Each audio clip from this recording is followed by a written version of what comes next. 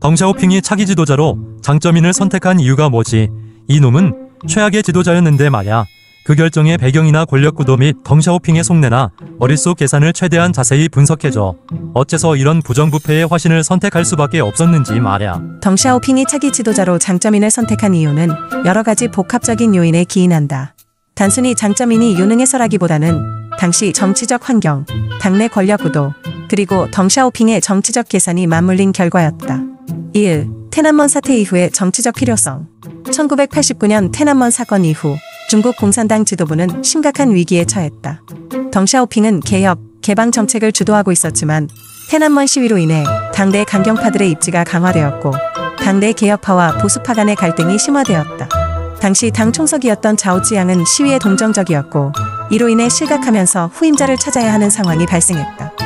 장쩌민이 선택된 것은 그가 테난먼 시위 당시 강경한 태도를 보였기 때문이다. 그는 상하이에서 서기, 당 서열 1위로 있었으며 당시 세계경제도보라는 개혁 성향 신문이 테난먼 시위에 우호적인 논조를 보이자 이를 강하게 탄압했다. 덩샤오핑과 당내 원로들은 이 사람이라면 체제를 지킬 수 있겠다는 확신을 가졌고 결과적으로 그를 후계자로 지목하게 된다. 2. 당내 원로들의 동의 가능성. 덩샤오핑이 아무리 강력한 영향력을 행사하더라도 중국 공산당 내부에서 단독으로 후계자를 결정할 수 있는 구조는 아니었다.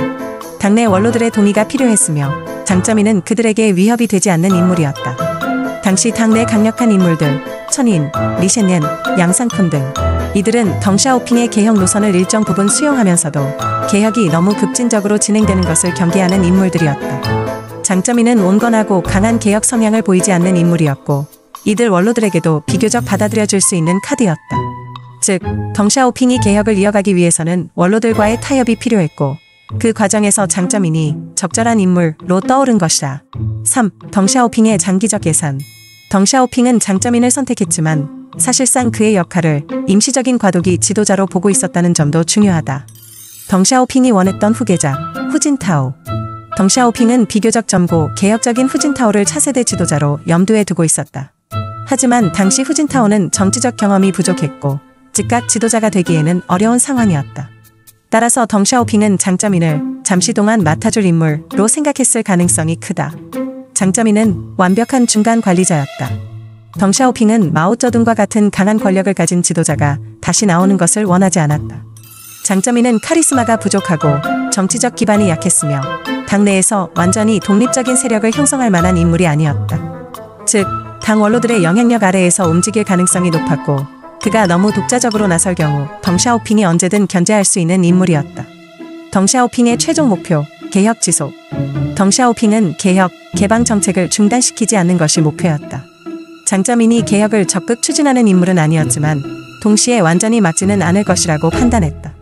실제로 장쩌민은 1992년 덩샤오핑의 남순 강화 이후 본격적으로 시장경제 개혁을 추진할 수밖에 없는 입장이었다. 4. 다른 대안이 없었다. 당시 덩샤오핑이 선택할 수 있었던 대안들을 살펴보면 장쩌민이 첫이었음을 알 수 있다. 리펑, 테난먼 사태 당시 강경 진압을 주도한 총리였지만 국민적 반감이 너무 컸고 경제개혁에 부정적이었다. 첸치천, 외교 경험이 풍부했지만 당내 지지가 부족했다. 후칠이, 개혁파였으나 테난먼 이후 숙청되었다. 양샹쿤 및 양바이빙 형제, 군부 세력을 대표했지만 덩샤오핑은 군이 권력을 장악하는 것을 원하지 않았다. 즉, 덩샤오핑이 사용할 수 있는 카드는 많지 않았으며 장쩌민이 가장 무난한 선택지였던 것이다. 5. 결론, 불가피한 선택. 덩샤오핑이 장쩌민을 선택한 것은 그가 최고의 지도자라서가 아니라 당시의 정치적 환경 속에서 가장 현실적인 선택이었기 때문이다. 그는 1. 테난먼 사태 이후 체제 유지가 필요했으며 2. 당내 원로들이 받아들일 수 있는 인물이 필요했고 3. 개혁을 완전히 중단시키지 않을 인물이 필요했으며 4. 강한 권력을 휘두를 가능성이 낮은 온건한 지도자가 필요했기 때문이다. 결국 덩샤오핑은 장쩌민이 스스로 큰 권력을 장악할 것이라고 예상하지 못했거나 어느 정도의 한계를 가질 것이라고 판단했던 것으로 보인다. 그러나 장쩌민은 권력을 잡은 후 예상보다 오랫동안 집권하면서 부정부패와 권력투쟁을 심화시켰고 덩샤오핑의 원래 의도와는 다소 어긋나는 방향으로 갔다. 즉, 덩샤오핑이 장쩌민을 선택한 것은 어찌 보면 중국 공산당 체제의 구조적 한계에서 나온 차선책이었으며 장기적으로 보면 실패한 선택이었다고 평가할 수도 있다. 덩샤오핑이 예상 못한 장점인의 최악의 행위들에는 어떤 것들이 있나? 그가 저지른 부정부패를 중심으로 설명해줘. 덩샤오핑이 예상하지 못한 장점인의 최악의 행위는 크게 부정부패 심화, 권력 연장, 터벌 정치 강화, 경제적 독점 구조 심화, 언론, 사상의 탄압 강화 등으로 나눌 수 있다. 덩샤오핑은 장점인이 온건하고 독자적인 세력을 형성하기 어려운 인물이라고 보았으나 장점인은 권력을 잡은 뒤 예상보다 오래 집권하며 공산당 체제를 더욱 부패하게 만들었다. 1. 부정부패 심화, 상하이방의 형성. 장점인이 저지른 가장 큰 문제는 중국 공산당의 부패를 구조화했다는 점이다. 특히 그는 상하이방이라는 자신만의 정치 파벌을 형성하여 국가 자원을 사유화하고 권력을 이용한 부정부패를 체계적으로 조장했다. 상하이방의 부패 카르텔. 장점인은 상하이에서 근무하던 인물들을 대거 발탁하여 당내 주요 직책을 장악했다. 대표적인 측은 정칭홍, 우방궈, 황쥐, 리창춘. 이들은 장점인 집권 후 당과 국가의 핵심 요직을 차지하며 정치, 경제 권력을 독점했다. 장점인과 그의 측근들은 거대한 이권 카르텔을 형성하여 중국 공산당 내부의 부정부패를 극단적으로 확대했다. 장점인 일가의 부패. 그의 아들 장맨왕은 중국의 통신, 반도체, 금융, 석유산업을 독점하며 중국 최대의 태자당 재벌로 성장했다. 장맨왕이 실질적으로 소유한 기업들은 국영기업과의 유착을 통해 천문학적인 부를 축적했다. 특히 중국 이동통신, 차이나 모벨, 중국전신, 차이나 텔러캄, 상하이 자동차 등 대형 국영기업을 사실상 사유화했다. 장점인의 친척들도 각종 국영기업 이사직을 맡아 국유자산을 사적으로 유용했다. 부패를 통한 충성도 관리. 장점인은 당내 관료들에게 부패를 용인하며 충성을 유지했다. 즉, 고위 관리들에게도 부패를 통해 개인적인 이익을 취할 수 있도록 허용하고 그 대가로 충성을 요구하는 방식으로 장기 집권을 유지했다. 이로 인해 공산당 전체가 부패 구조에 갇히게 되었고 권력을 유지하기 위해 더욱 극심한 부패가 만연했다. 2. 권력 연장, 퇴임 후에도 정치적 음영 지배. 덩샤오핑은 지도자의 임기를 정해 후임자에게 원활하게 권력을 넘기는 시스템을 만들고자 했다. 그러나 장점인은 덩샤오핑의 기대를 완전히 배신했다. 쌍크다이벼를 이용한 권력 연장. 장점인은 덩샤오핑 사후 3개 대표, 나는 이념을 내세워 자신의 정치적 정당성을 확보했다. 본래 공산당은 프롤레타리아 독재를 표방하지만 장점인은 이를 변형하여 자본가, 기업인, 또 공산당원이 될 수 있도록 허용했다. 이 과정에서 거대 기업과 부유층이 공산당과 결탁하는 구조가 심화되었으며 당과 기업 간 부패 유착이 심각해졌다. 후진타오를 허수아비로 만들다. 2002년 공식적으로 후진타오가 총서기에 취임했지만 장점인은 군권, 중앙군사위원회 주석직을 계속 장악하며 사실상 그림자 지배를 했다. 후진타오가 실질적인 권력을 행사할 수 없도록 만들었고 당내 상하이방을 통해 주요 정책을 장악했다. 후진타오는 임기 내내 장점인 측근들에게 견제받았으며 큰 개혁을 추진할 수 없었다. 시진핑에게도 영향력을 행사하려 했으나 실패. 2012년 시진핑이 집권하면서 장점인의 영향력을 제거하려 했지만 초반에는 장점인의 측근들이 여전히 당내 요직을 차지하고 있었다. 시진핑이 부패 척결을 명분으로 장점인 계열의 정치인들을 대대적으로 숙청하면서 비로소 그의 잔재가 사라지기 시작했다. 3. 경제 독점과 사회 불평등 심화. 국유기업과 공산당 고위층의 경제적 유착. 장점인 집권 기간 동안 국유기업 개혁이 진행되었지만 실제로는 국유기업의 독점 구조가 유지된 채 특정 정치 세력이 경제적 이익을 독점하는 방식으로 진행되었다. 특히 석유, 전력, 금융, 통신, 철강 등의 국가기관 산업이 공산당 내부 권력자들의 사유물처럼 변질되었다. 장점인 계열의 정치인들은 이 과정에서 거대한 경제적 이득을 취했으며 일반 국민들은 심각한 빈부격차에 시달리게 되었다. 태자당의 경제적 지배. 태자당, 공산당 고위 간부들의 자녀들, 이 중국 경제를 장악하는 구조가 강화되었고 돈 없으면 출세도 못하는 구조가 형성되었다. 서민들에게 기회가 차단되었고 특권층만이 부를 축적할 수 있는 불평등한 경제 시스템이 고착화되었다. 4. 언론, 사상 통제 강화. 장점인은 집권 기간 동안 언론과 표현의 자유를 극단적으로 탄압했다. 언론 자유 탄압. 2000년대 초반 인터넷이 확산되면서 정부 통제가 어려워지자 장점인은 만리방화벽을 구축하여 중국 내 정보 유통을 철저히 차단했다. 언론을 철저히 통제하며 정부 비판적 목소리를 원천 차단했다. 파룬궁 탄압. 1999년 파룬궁이라는 기공운동이 크게 확산되었는데 장점인은 이를 정권에 대한 위협으로 간주하고 잔혹한 탄압을 시작했다. 2000년대 초반까지 수십만 명이 체포되고 강제노동 수용소에 보내졌으며 심지어 장기 적출 의혹까지 제기되었다. 이 과정에서 공안과 사법기관의 권력이 무제한적으로 확장되었으며 이는 이후 중국의 전체주의적 감시사회로 이어졌다. 결론, 덩샤오핑의 최악의 선택. 덩샤오핑은 장쩌민이 개혁, 개방을 이어가되 온건한 관리자 역할을 하길 기대했지만 결과적으로 장쩌민은 부정부패를 체계화하고 권력을 사유화하며 중국 공산당을 부패의 늪에 빠뜨리는 최악의 지도자가 되었다. 장쩌민이 만든 부패, 권력 독점, 경제 불평등 구조는 지금까지도 중국 사회에 깊은 영향을 미치고 있으며 시진핑조차 이를 완전히 제거하지 못하고 있는 것이 현실이다. 장쩌민이 상하이 서기가 될 수 있었던 이유나 배경은 뭐지? 집안이 빵빵했나? 장쩌민이 상하이 서기까지 오를 수 있었던 이유는 가문 배경, 정치적 후견인, 당시 중국 공산당 내 권력 구조 등이 맞물린 결과였다. 그는 소위 태자당처럼 고위 혁명 가문의 출신은 아니었지만 적절한 인맥과 시대적 흐름을 활용하면서 출세했다. 1. 장쩌민의 집안 배경. 태자당은 아니지만 유력한 관계망 보유. 장쩌민의 집안은 공산당 내부의 태자당과는 달랐지만 국민당과 공산당을 넘나드는 독특한 배경을 가지고 있었다. 친일 정부와의 연관성, 논란이 된 가문 배경. 장쩌민의 생부인 장수쥐는 1930에서 40년대의 중일 전쟁 당시 일본 괴뢰 정부, 왕징의 정권에서 교육 관련 업무를 맡았던 친일파였다. 이 때문에 장쩌민 본인은 친일파의 아들이라는 비판을 받기도 했지만 이후 이를 부정하며 자신의 공산당 충성을 강조했다. 양부 장샤오씨와의 관계. 장쩌민이 정치적으로 부각될 수 있었던 중요한 이유는 그의 양부 장샤오씨 덕분이다. 장샤오씨는 공산당 혁명가로 1939년 일본군에 의해 사망했으며 공산당 내부에서 혁명 열사로 추앙받았다. 장쩌민은 양부의 이름을 활용하여 공산당 내에서 자신의 정당성을 부각할 수 있었다. 즉, 장쩌민 본인의 친가 배경은 정치적으로 불리할 수도 있었으나 양부 덕분에 혁명 계통의 백을 가질 수 있었고 이를 적극적으로 활용하여 출세의 발판을 마련했다. 2. 정치적 후견인 후야오방과 리셴넨의 지원. 장쩌민이 본격적으로 정치적으로 성장할 수 있었던 것은 당내 개혁파와 원로 세력의 도움 덕분이었다. 후야오방과의 관계. 1980년대 초반 장쩌민은 전자공업부 부부장, 차관급과 장수성 부서기 등 요직을 거쳤다. 당시 공산당 총석이었던 후야오방이 개혁, 개방을 추진하면서 젊고 유능한 기술 관료들을 중용했는데 장쩌민도 그 수혜자였다. 특히 전자, 과학기술 관련 부문에서 경험이 있었던 장쩌민은 개혁 세력에게 적합한 인물로 보였고 승진 가도를 달리게 되었다. 리셴넨의 후원.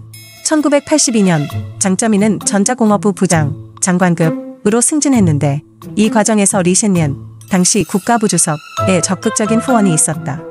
리셴넨은 공산당 내에서 재정, 경제 분야에 강한 영향력을 행사했으며 당시 개혁, 개방의 경제정책을 지원하면서도 당내 보수 언론들과도 연결된 인물이었다. 그는 장쩌민을 기술 관료로서 유능하다고 평가하고 추천했으며 이후 상하이 서기로 가는 길을 열어주었다. 3. 상하이 시장. 1985. 상하이 서기. 1987. 장쩌민은 1985년 상하이 시장으로 임명되었고 1987년에는 상하이 서기, 당 서열 1위로 승진하면서 중국 공산당 내에서 본격적으로 중요한 인물이 되었다. 개혁, 개방을 추진하는 기술 관료로서의 이미지. 덩샤오핑이 개혁, 개방을 본격적으로 추진하면서 지방에서 실적을 낼 수 있는 인물을 지방 지도자로 임명하는 경향이 강해졌다. 장쩌민은 전자공업부 장관 시절 개혁적인 이미지를 쌓았으며 개혁, 개방의 핵심 도시였던 상하이의 발전을 책임질 인물로 선택되었다. 상하이에서 실적을 인정받은 장쩌민은 상하이 시장 재직 중 대외 개방을 적극 추진하며 경제 발전을 도왔다. 특히 외국 자본 유치와 경제특구 개발에서 성과를 내며 당 지도부의 신임을 얻었다. 그가 추진한 상하이 푸등 개발 정책은 이후 중국의 경제 성장에 큰 영향을 미쳤다. 당내 원로들의 지지. 장쩌민은 상하이에서 보수 원로들에게도 좋은 평가를 받았다. 특히 상하이 출신의 원로인 천인과 리셴넨 등의 후원을 받으며 정치적 입지를 다졌다. 보수 원로들은 개혁, 개방을 지지하면서도 급진적인 개혁 세력이 지나치게 강해지는 것을 견제하고 싶어 했는데 장쩌민은 상대적으로 온건한 개혁 성향을 보이며 원로들과도 좋은 관계를 유지했다. 4. 결론. 적절한 인맥과 시대적 흐름을 이용한 출세. 장쩌민이 상하이 서기까지 오를 수 있었던 이유는 다음과 같이 정리할 수 있다. 가문 배경 활용. 친부가 친일파였지만 혁명 열사였던 양부의 명성을 적극 활용하여 공산당 내 정당성을 확보했다. 정치적 후견인.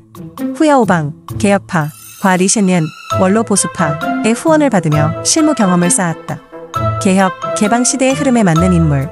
덩샤오핑이 개혁, 개방을 추진하는 과정에서 기술 관료 출신의 실무형 지도자가 필요했으며 장쩌민이 이에 적합한 이미지였다. 상하이에서의 성과. 상하이 시장 및 서기로서 경제개혁과 외자 유치에서 성과를 거두었고 이는 당 지도부의 신임으로 이어졌다. 결국 장쩌민은 태자당 출신이 아니었지만 혁명 열사의 후광을 얻고 개혁, 개방의 흐름을 타면서 정치적 후견인들의 지원을 받으며 출세한 인물이었다. 이후 상하이에서의 성공을 바탕으로 1989년 태난먼 사태 이후 중앙으로 발탁되며 중국의 최고 지도자가 되는 결정적인 계기를 마련했다. 그럼 장쩌민은 천안문 사태를 어떻게 처리했나? 그가 실질적인 행동대장이었던 거야? 장쩌민과 태난먼 사태 1989 행동대장인가 기회주의자인가? 장쩌민은 1989년 태난먼 사건 당시 실질적인 행동대장은 아니었지만 사건을 계기로 정치적 운명이 급상승한 인물이었다. 그가 직접 진압을 주도하지는 않았지만 보수 강경파들의 신임을 얻기 위해 적극적으로 정권 수호 입장을 취했고 결과적으로 덩샤오핑의 선택을 받아 최고 지도자로 올라갈 수 있었다. 1. 태난먼 사태 당시 장쩌민의 위치. 상하이 서기. 1989년 4월 태난먼 시위가 본격화될 당시 장쩌민은 상하이 서기로 지방 지도자였다.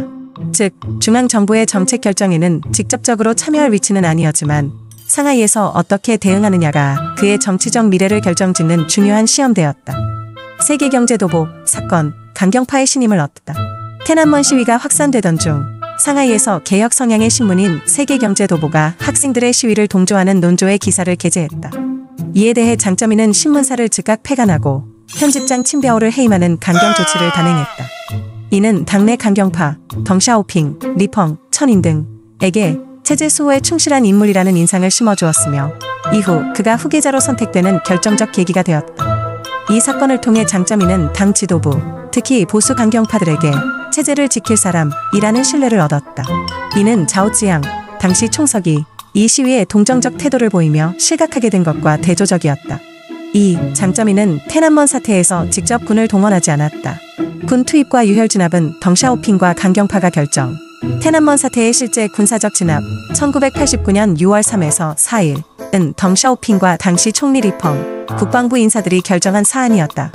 덩샤오핑은 자오찌양을 제거하고 강경한 입장을 취할 인물로 리펑을 중심으로 한 보수 세력을 앞세웠다. 인민해방군이 베이징에 투입되어 강경 진압을 실행한 것은 장쩌민이 아닌 덩샤오핑, 리펑, 양샹쿤, 중앙군사위원회 부주석이 결정한 것이었다. 장쩌민은 베이징에서 떨어진 상하이에서 반응만 보였다. 장쩌민은 당시 상하이에 있었으며 직접적인 행동을 하지 않았지만 자신의 입장이 당 지도부의 강경파와 일치함을 적극적으로 표명했다. 상하이에서는 태난먼 사태와 유사한 대규모 시위가 발생하지 않도록 강력한 통제를 유지했다. 즉, 그는 직접 행동대장은 아니었지만 당내 보수파들이 원하는 방향으로 대응하며 정치적 입지를 다지는 데 성공했다. 3. 태난먼 사태 이후 권력 승계의 결정적 계기. 태난먼 사태가 끝난 후 중국 공산당은 후속 정리를 해야 했다.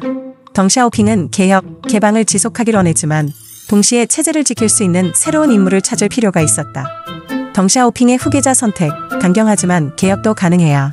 자오찌양이 실각한 후 후임당 총서기를 선택해야 했는데 기존 강경파, 리펑 등은 경제개혁을 추진할 역량이 부족했다. 덩샤오핑은 체제를 지키면서도 개혁, 개방을 지속할 수 있는 타협형 인물을 원했다. 이때 장쩌민이 강력한 후보로 떠올랐다. 강경한 태도를 취해 당내 원로, 보수파들에게 어필했다. 상하이에서 개혁, 개방 정책을 성공적으로 수행해 덩샤오핑도 무시할 수 없었다. 1989년 6월 장쩌민이 중앙으로 소환됨. 6월 24일 장쩌민은 공식적으로 중국 공산당 총서기로 임명되었다. 이는 덩샤오핑이 직접 주도한 인사 결정이었다. 당시 당내 강경파들은 리펑과 같은 인물을 선호했지만 덩샤오핑은 리펑이 총서기를 맡는다면 개혁이 후퇴할 것이라고 판단했다. 결과적으로 장쩌민이 강경파와 개혁파가 모두 받아들일 수 있는 절충적 선택지가 되었고 그가 총서기가 되는 계기가 되었다. 4. 결론. 장쩌민은 직접적인 행동대장은 아니지만 태난먼 사태를 기회로 삼아 권력을 잡은 인물. 직접적인 군 투입, 유혈 진압을 주도하지는 않았다. 이 역할은 덩샤오핑과 리펑이 맡았고 인민해방군이 실행했다. 그러나 그는 태난먼 사태를 체제 수호의 기회로 이용했다. 상하이에서 강경한 언론 통제를 하며 당 지도부의 신임을 얻었다. 자오찌양과 달리 체제 옹호자, 이미지를 강조하며 보수 원로들에게 어필했다. 당내 원로들에게 적절한 절충형 지도자로 선택되었다. 강경파, 리펑과 개혁파, 덩샤오핑 모두 그를 수용할 수 있는 인물로 판단했다. 상하이에서 개혁, 개방 경험이 있어 덩샤오핑의 개혁 노선도 이어갈 가능성이 있었다. 결국 그는 테난먼 사태의 직접적 행동대장은 아니지만 그 사태를 이용해 기회주의적으로 권력을 잡은 인물이었다. 당시 장점인보다 더 유력했던 지도자들이 실각하거나 견제받는 상황에서 그는 적절한 타협점이 되는 위치를 차지하며 덩샤오핑의 선택을 받았다. 추가적인 평가, 장점인의 기회주의적 행보. 그는 자신이 직접 위험을 감수하는 행동을 하지 않으면서도 결과적으로 권력을 얻는 방식으로 움직였다. 테난먼 사태 이후 자신을 체제 수호자로 포장하면서 동시에 덩샤오핑의 개혁 기조도 존중하는 태도를 보였다. 이는 이후 그의 장기 집권과 상하이방 형성의 출발점이 되었다. 즉, 그는 행동대장이라기보다는 기회주의적 전략가였다. 결국 덩샤오핑도 사람 보는 눈에서는 한계가 있었다고 볼 수 있겠구나. 맞아. 덩샤오핑이 경제개혁과 실용주의적 정책에서는 탁월한 전략가였지만 사람을 보는 안목에서는 한계가 있었음이 드러난 사례가 바로 장점인을 후계자로 선택한 것이었지. 덩샤오핑의 인사 실패 사례 1. 화거펑, 마오쩌둥의 유산을 정리하는 데는 성공했지만 개혁 추진 능력이 부족. 덩샤오핑이 실권을 잡기 전 마오쩌둥이 지정했던 후계자였으나 개혁을 추진할 능력이 없었음. 결국 덩샤오핑이 실권을 잡고 화거펑을 배제. 2. 후야오방, 개혁파이지만 정치적 감각 부족. 개혁 개방을 주도했지만 당내 보수파와의 균형을 맞추지 못하고 1987년 실각. 3. 자오지양, 급진적 개혁파로서 당내 보수파와 충돌. 테난먼 사태에서 학생들에게 동정적 입장을 보이다가 실각. 4. 장점인, 보수와 개혁파 간의 균형자로 기대했으나 결과적으로 권력욕이 강하고 부정부패를 심화시킴. 덩샤오핑은 장점인이 강력한 리더십을 갖춘 인물이 아니라 원로들의 영향 아래에서 균형을 맞출 수 있는 인물이라고 생각했으나 결국 장점인은 자기 세력을 만들고 당을 부패의 늪으로 빠뜨림. 덩샤오핑의 한계 1. 단기적으로는 뛰어난 전략가였지만 장기적인 정치 구도를 보는 능력은 부족했다. 개혁을 추진할 때마다 새로운 후계자를 내세웠지만 그들이 권력을 유지하고 개혁을 이어갈 수 있도록 안정적인 시스템을 구축하는 데 실패함. 2. 사람을 볼 때 실무 능력만 강조하고 도덕적 자질이나 권력욕을 과소평가했다. 장점인을 선택할 때 개혁과 체제 수호를 동시에 할 수 있는 관리형 지도자로 봤지만 장점인이 오히려 권력욕이 강하고 부정부패를 조장할 인물이라는 점을 간과함. 3. 군부에 대한 통제력을 과신했으나 결국 후계자들이 이를 남용할 수 있도록 방치. 덩샤오핑은 군부를 활용해 테난먼 사태를 진압했지만 이후 장점인이 군부를 장악하여 장기 집권하는 기반을 마련함. 결과적으로 덩샤오핑은 중국을 개혁, 개방의 길로 이끌었지만 그가 남긴 후계 구도는 장점인과 상하이방의 부패로 인해 오히려 중국 정치의 질을 떨어뜨리는 결과를 초래했다. 이는 이후 후진타오가 무력한 지도자로 남게 만들었고 시진핑이 강력한 1인 독재 체제를 구축하는 원인이 되었다고 볼 수 있지. 즉, 덩샤오핑이 경제개혁에는 천재적이었지만 후계자 선택에서는 실수를 반복한 정치적 현실주의자였다고 평가할 수 있겠다. 장점인 누릴 거 다 누리고 갔네 씹새끼. 맞아. 장점인은 중국 역사상 가장 부정부패가 심했던 지도자 중 한 명으로 평가받을 만하지. 그는 개혁, 개방의 수혜를 자신과 측근들에게 집중시키면서 공산당 내부의 부패를 체계적으로 심화시켰고 태자당과 상하이방이 국유기업과 금융권을 장악하도록 허용하면서 중국 사회의 빈부격차를 극단적으로 확대시켰어. 게다가 2002년 공식 퇴임 후에도 군권을 2년간 쥐고 있었고 상하이방을 통해 후진타오 정부를 사실상 무력화하면서 퇴임 후에도 온갖 권력을 휘둘렀지. 그러면서도 겉으로는 나는 단순히 공산당에 충실한 일꾼이라는 이미지로 포장하면서 뒤에서 호의호식했어. 결국 그는 중국 공산당의 부패 시스템을 완성한 인물이 되었고 지금 중국이 부패 청산을 명목으로 극단적인 독재 체제로 가는 기반을 마련한 셈이야. 누릴 거 다 누리고 자기 측근들도 부자로 만들어주고 죽을 때는 온갖 미화까지 받으면서 갔으니 진짜 운 좋은 놈이라고도 할 수 있지. 그런데 더 문제는 그가 만든 부패 시스템이 지금도 중국 사회 곳곳에 남아있다는 거야. 시진핑이 반부패 운동을 하면서 상하이방을 대거 숙청하긴 했지만 결국 그 자리를 또 다른 권력자들이 차지했을 뿐 근본적인 문제는 해결되지 않았어. 장점인이 초석을 깔아놓은 부패 구조는 시진핑 이후에도 쉽게 없어지지 않을 거야. 그러니 장점인은 단순히 한 명의 부패한 지도자가 아니라 중국 현대 정치에서 부패의 시스템을 만든 장본인으로 기억될 놈이지. 어쩐지 내가 2010년쯤 중국에 있을 때 어떤 다리를 지나가는데 그 밑에 하천에서 상상도 할 수 없는 역겨운 냄새가 코를 찌르는 것도 모자라 온몸에 침투해서 다리 건너는데 멘탈이 휘청거리더라. 아, 그때 중국에서 겪은 거라면 아마 공업폐수나 생활하수 오염 문제 때문이었을 가능성이 높겠네. 특히 2010년쯤이라면 장점인 시대 1990년대 2000년대 초에 심화된 부정부패와 환경 파괴의 후유증이 본격적으로 터져나올 시기였을 거야. 1. 장점인 시대의 환경 파괴, 공업화와 부패의 결과. 장점인이 집권했던 1990년대 2000년대 초반은 중국이 엄청난 속도로 경제 성장을 했지만 환경 보호는 거의 방치되었던 시기였어. 그 결과 공업단지에서 폐수를 여과 없이 하천에 방류, 정부 관리들이 뇌물을 받고 환경 규제를 무시, 대기오염, 수질오염이 극단적으로 심해짐, GDP가 최고다 라는 논리로 모든 걸 희생. 이런 과정에서 양쯔강, 황허강, 펄강 같은 대형 하천뿐만 아니라 지방의 작은 하천들도 심각하게 오염되었지. 2. 다리 밑에서 맡았던 그 역겨운 냄새, 왜 그렇게 강했을까? 내가 경험한 그 끔찍한 악취는 아마도 다음과 같은 요인이 결합된 결과일 가능성이 커. 공업 폐수, 중금속 앤드 화학물질, 특히 상하이나 광둥 같은 대도시 주변 하천은 당시 공장 폐수 처리 없이 그냥 버리는 경우가 많았음. 중금속, 납, 수은, 카드뮴, 화학약품이 섞이면 강에서 강한 부패성 악취가 발생. 이런 오염된 물이 햇빛을 받으면 화학 반응이 일어나면서 유황 냄새 같은 독한 가스가 발생하기도 해. 생활 하수 앤드 쓰레기 방류. 당시 중국의 하수 처리율은 심각하게 낮았음. 2010년 기준 50%도 안 됨. 특히 저소득층 지역에서는 그냥 하천에 쓰레기, 오물, 배설물을 버리는 경우도 많았음. 이런 것들이 하천 바닥에 쌓이면서 썩고 강한 메탄가스나 황화수소 같은 독한 냄새가 퍼짐. 수질 정화 시스템의 부재. 정상적인 국가라면 정화시설이 가동되겠지만 당시 중국은 환경보다 돈이 중요하다는 원칙으로 이런 걸 거의 신경 쓰지 않았음. 지역 정부들도 환경 개선보다는 뇌물을 받고 대충 무시하는 경우가 많았음. 결국 물이 흐르지 않고 썩어가면서 상상을 초월하는 악취가 발생. 3. 멘탈이 휘청거렸다. 중국 오염이 사람에게 미치는 영향. 내가 그 다리를 건너면서 악취가 코를 찌르는 걸 넘어서 온몸으로 스며드는 느낌을 받았다는 건 단순한 나쁜 냄새 수준을 넘어선 거야. 공업 폐수와 생활하수가 섞인 독성가스, 황화수소, 암모니아, 메탄 등은 호흡기로 바로 흡수됨.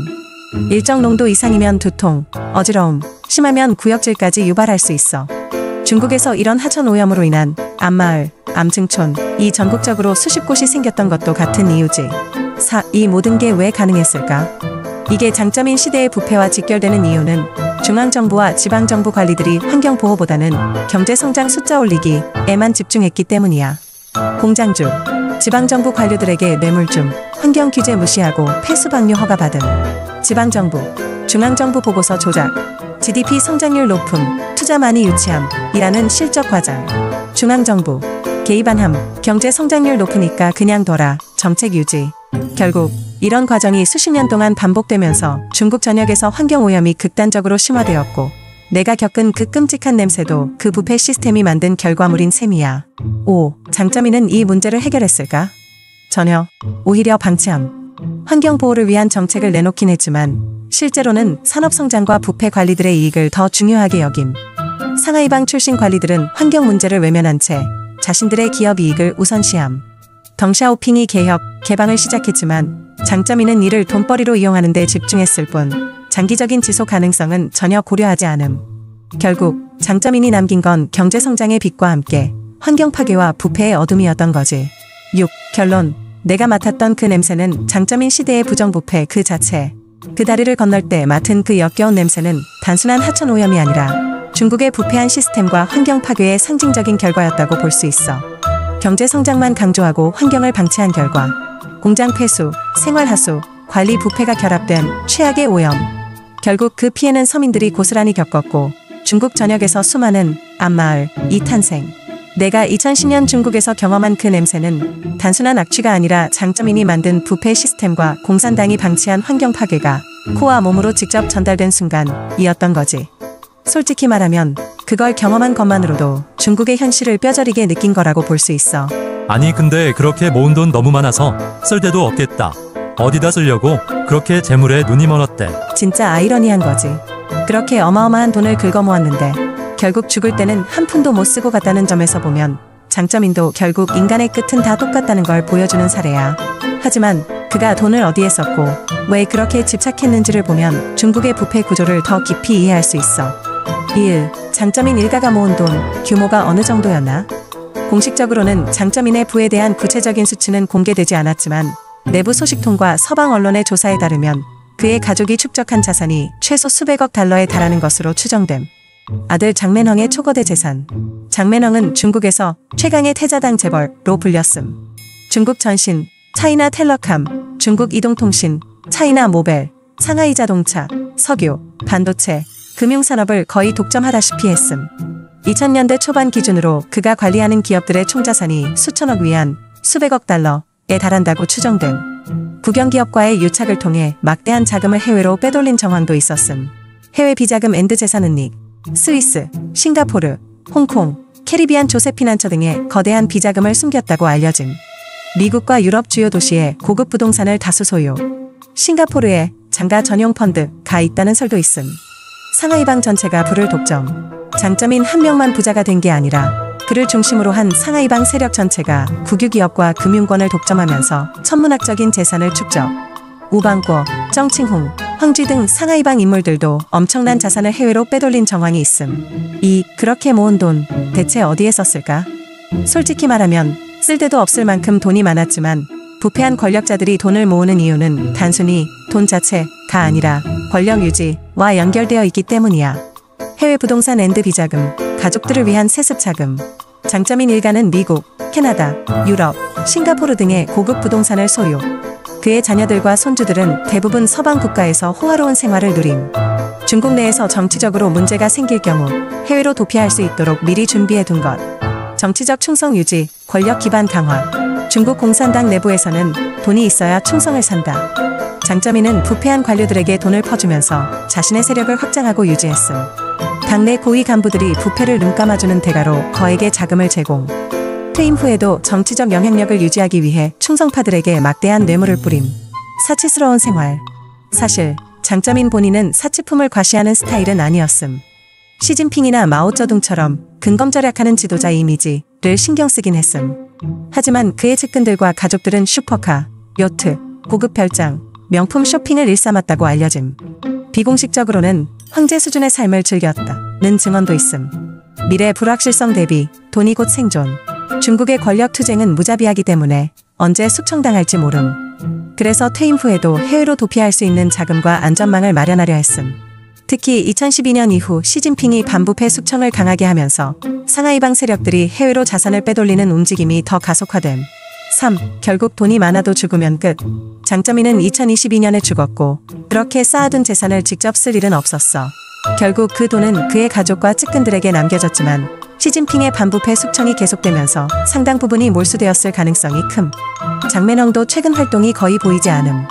상하이방 주요 인사들은 시진핑 집권 이후 대부분 숙청되거나 완전히 권력을 잃음. 남은 재산이 있다 해도 중국 내에서는 자유롭게 사용하기 어렵고 해외에서도 중국 정부의 감시망을 피해 숨기기가 어려움. 결론, 돈을 모았지만 결국 아무것도 남지 않았다. 장쩌민은 돈을 모을 수 있는 한계까지 긁어모았지만 결국은 한 푼도 못 쓰고 죽었고 그가 만든 부패 카르텔도 시진핑에게 거의 다 제거됨. 돈이 곧 권력이고 생존이었던 중국 정치 시스템에서 그는 돈을 이용해 권력을 유지했지만 결국 권력이 사라지니 그 돈도 의미가 없어진 셈. 그냥 딱 한마디로 요약할 수 있지. 돈은 개처럼 벌었지만 결국 가져가지도 못하고 역사의 최악의 부패 지도자로 기록되었다. 현재 중국 사회에서는 장쩌민을 기리는 일은 절대 없겠네. 장쩌민 편전 같은 책이 있기나 하려나? 크크. 지금 중국 사회에서는 장쩌민을 기리는 분위기가 거의 없고 오히려 그를 조용히 잊으려는 경향이 강함. 그가 중국 공산당에서 한때 최고 지도자였음에도 불구하고 장쩌민 평전이나 공식적인 평가가 거의 나오지 않는 이유는 크게 두 가지야. 1. 시진핑 정권 아래에서 장쩌민 찬양은 금기. 시진핑과 장쩌민, 상하이방의 권력 투쟁. 시진핑이 집권하면서 장쩌민과 그가 만든 상하이방을 대대적으로 숙청했음. 특히 반부패 운동 2012년 현재를 내세워 장쩌민의 측근들과 부패 세력을 대거 제거했음. 현재 중국 정치에서 장쩌민 세력을 언급하는 것 자체가 금기시됨. 당연히 장쩌민을 찬양하는 평전이나 다큐멘터리는 절대 나올 수 없음. 위대한 지도자는 오직 시진핑뿐. 프레임. 시진핑은 현재 자신을 마오쩌둥급 지도자로 포장하는 중이라 과거 지도자들이 부각되는 걸 원하지 않음. 덩샤오핑조차도 시진핑 체제에서 점점 언급이 줄어들고 있는데 하물며 장쩌민이야. 중국 내에서 장쩌민을 평가하는 책을 출판한다면 검열에 걸려서 출판 자체가 불가능함. 중국 공식 역사에서 장쩌민의 위치는 애매함. 마오쩌둥 공산당 창립자, 혁명의 영웅, 덩샤오핑 개혁, 개방의 설계자, 후진타오, 안정적 발전을 이끈 온건한 지도자, 시진핑, 강한 중국을 내세우며 1인 독재 확립. 장쩌민은 개혁, 개방의 계승자 라는 타이틀을 달기에는 부패가 너무 심했고 강한 리더십을 내세우기엔 시진핑에 비해 너무 약한 존재라서 당에서도 별로 언급하고 싶지 않은 인물이야. 2. 서구에서도 장쩌민 평전이 거의 안 나오는 이유. 중국 내에서는 장쩌민을 기리는 일이 거의 불가능하지만 그렇다고 서구에서 장쩌민을 연구하는 책이 많이 나오지도 않았어. 그 이유는 다음과 같아. 장쩌민은 개성 있는 독재자가 아니었음. 마오쩌둥처럼 독자적인 이념을 만든 것도 아니고 덩샤오핑처럼 개혁, 개방의 설계자도 아니고 시진핑처럼 강력한 독재자가 된 것도 아님. 즉, 장쩌민은 그저 체제를 유지한 인물로 평가될 뿐 독재자 연구에서 특별한 흥미를 끄는 인물은 아님. 그래서 서구에서도 장쩌민 개인을 깊이 연구하는 책은 많지 않음. 정치학 연구에서 덩샤오핑과 시진핑 관련 서적은 많지만 장쩌민은 상대적으로 존재감이 약함. 그의 유산, 레거시, 이 너무 부정적이라 평가가 애매함. 중국의 경제 성장을 지속시켰다.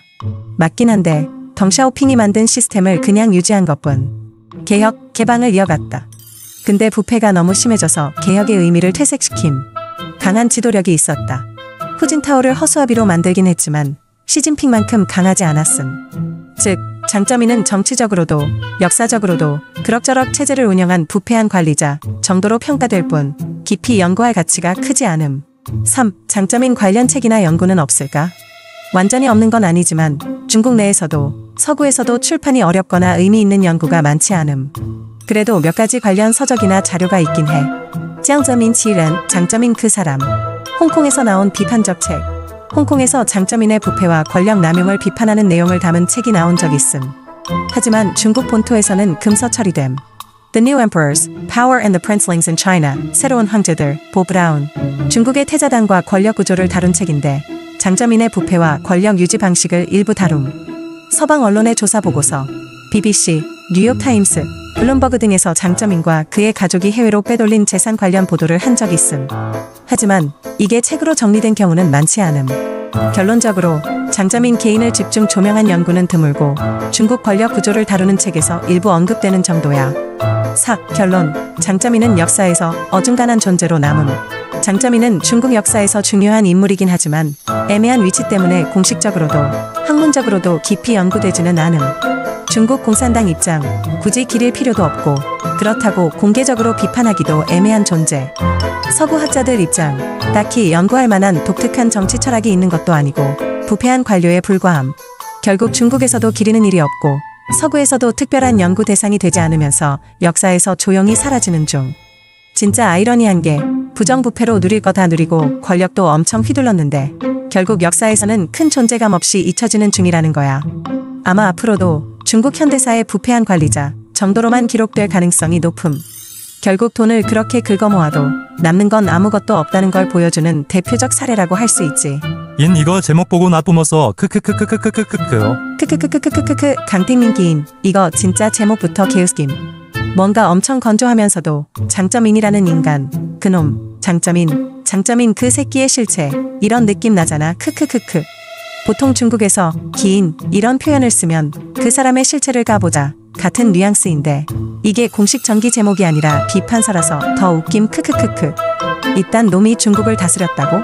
아니 대체 어떤 놈이었길래 중국을 이렇게 만들어놨냐. 이런 느낌이 제목에서부터 풀풀 풍기는 게 개웃기네. 크크크크. 나도 이거 보자마자 빵 터졌음. 내 웃음소리 들으면 더 찐 텐션일 듯. 크크크크.